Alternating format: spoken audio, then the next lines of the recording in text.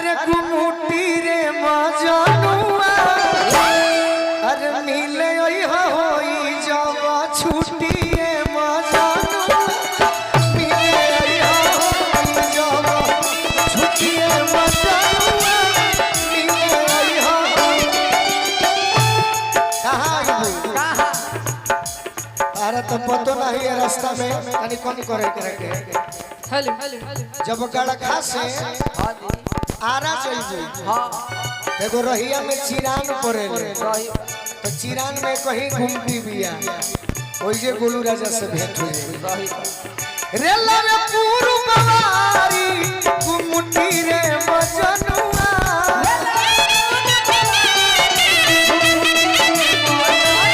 ये तो कमी बाकी देवरा और ताके लागेले कुछ ना ना हेने मोबाइल चलता गुरु मिले होई जब छुट्टिए मजनुआ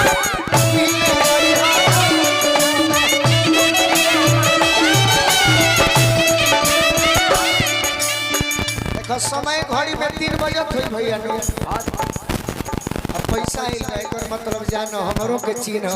3:30 कि कमीनी एहू टाइम पर हो जाई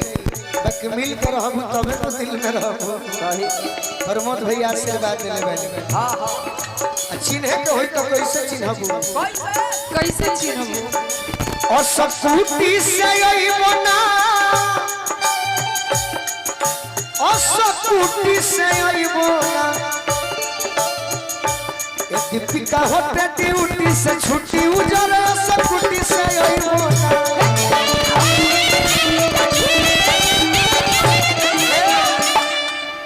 तू हमारा से कही हो का पाका आई भैया करे जा इंतजार करी हो पाका आई करे जा इंतजार करी हो केनियो ले चल के ये कांता हमसे प्यार करी हो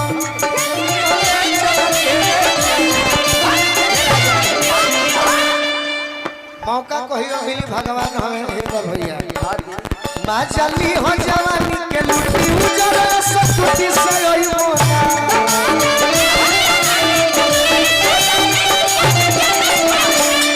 मां जल्दी हो जवानी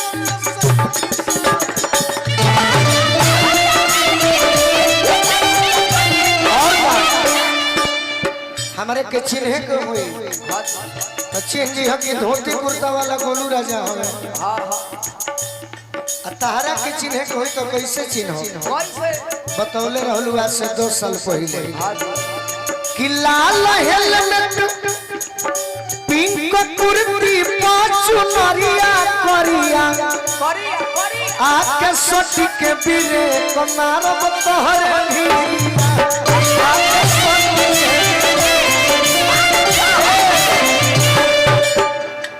और कैसे चिन्हब और कैसे काटब पीछे से आके चिउटी उजरा से कुटी से ओइबो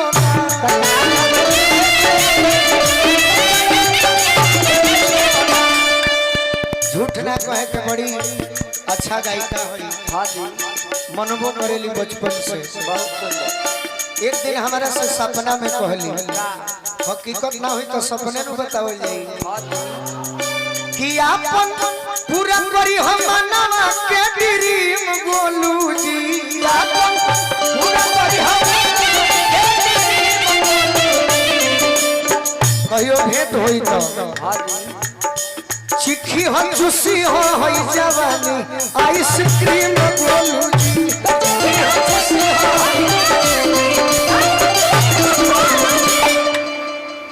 शिकारी जी उठे से पी हम फ्रूटी उजरा सब कुटी से आइबो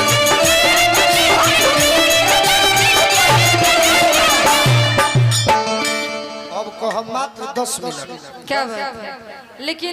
रौरा इतना अच्छा बात जैसे कि तू बोले एकरा बेचारा के दबा देलू है ई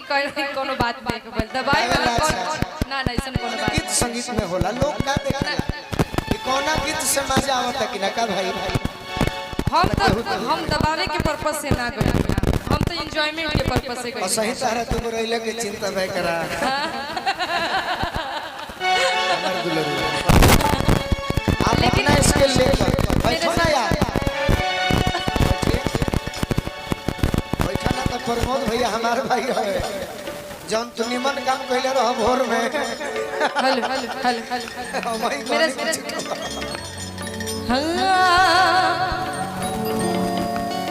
ऐसा बात नहीं खे हमरा से दूरे रह तो तार फायदा बा